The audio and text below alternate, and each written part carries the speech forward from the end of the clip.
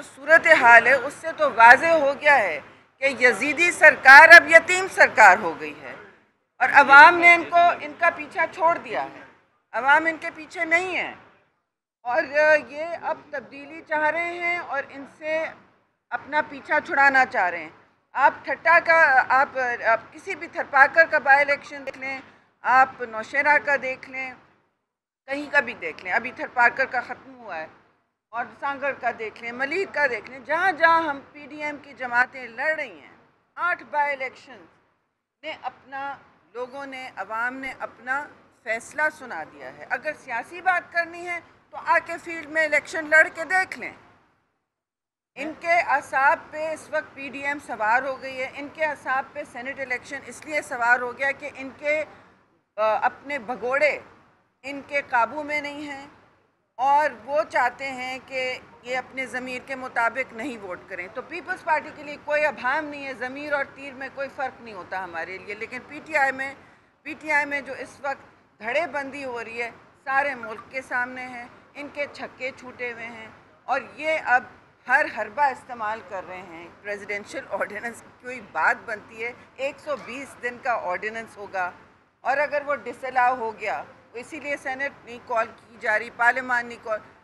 देखिए ऑर्डिनेंस होता है, 120 दिन के आप ऑर्डिनेंस के तहत तो इलेक्शन नहीं करा सकते, उसकी क्या आगे वक़्त होगी। अब ये सारी बातें हैं सोचने को और करने को। असल मसला इनका सियासी है और वो सियासत को सुप्रीम कोर्ट तक ले आए हैं अपनी सियासत को बचाने के लिए। सुप्रीम कोर्ट जो है वो हम एहतराम करते हैं आला अदालत की हमेशा, और हमारा मुकदमा आपके सामने है कि ये आइन के तहत है इलेक्शन, ये सीक्रेट इलेक्शन है और आइन ही तरमीम कर सकता है ये तरीक़ेकार को। जी मैम, वफाक़ जमहूरियत में अपोजिशन जमातों ने इस बात का एतराफ़ किया कि हार्स ट्रेडिंग होती है, बिल्कुल भी शफाफियत चाहती है, बिल्कुल भी शफाफियत चाहती है, हुकूमत भी शफाफियत चाहती है। अगर सुप्रीम कोर्ट कह देती है कि आइनी तरमीम दरकार है तो क्या अपोजिशन हमायत करेगी इस आइनी तरमीम? नहीं, देखिए सुप्रीम कोर्ट का बहुत एहतराम है, आइनी तरमीम दरकार तो सब जानते हैं है। और मसला ये है कि अगर आइनी तरमीम करनी, उन्होंने बिल भी क्यों ला के रखा हुआ, कोशिश की पेश करने की, एक तरफ प्रेसिडेंशियल ऑर्डिनेंस, एक तरफ आइनी तरमीम, एक तरफ रेफरेंस।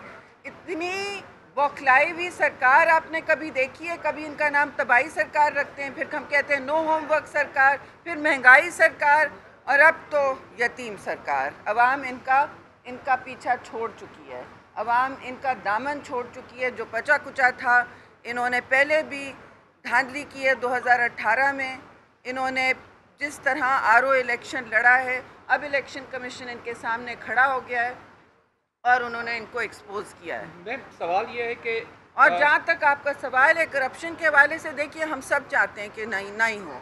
और फिर आपने शफाफियत की बात की, तब इनको जब सेनेट चेयरमैन के अदम एतमाद की तहरीक चली थी तब क्यों नहीं शफाफियत याद आई?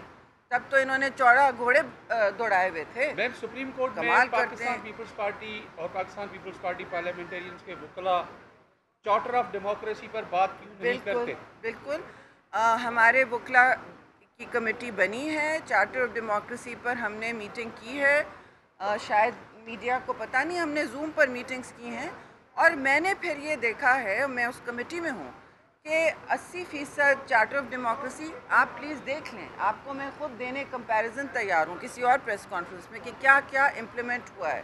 पीपल्स पार्टी की हुकूमत में इम्प्लीमेंट हुआ है, कुछ चीज़ें बाकी रहती हैं, वो हम मिल बैठ के डिस्कस कर सकते हैं। और आगे भी देखिए, जमहूरियत एक वर्क इन प्रोग्रेस होता है ना, हमें बहुत सारी चीज़ें देखनी है कि और अवाम की क्या इसमें मुतालबे हैं, कौन किस तरह हम और बेहतरी।